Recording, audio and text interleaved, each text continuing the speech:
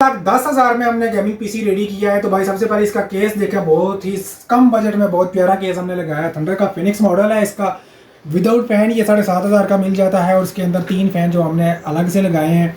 और Ryzen 3600 processor लगा हुआ है A320M, जिसमें मदरबोर्ड हमने लगाया है। 16 GB रैम है, 128 GB की SSD, 1 TB की एक hard drive, brand new case था। और उसके बाद जो है GTX 1660 सुपर हमने ग्राफिक कार्ड और 600 वाट की ई ड्रैगन की डार्को सप्लाई है। ठीक है, GTA 5 हम इस पे खेल रहे हैं और 170 100 FPS 1080p हाई सेटिंग पे इसकी दे रही है। यहाँ पे आप FPS वगैरह चेक कर सकते हो।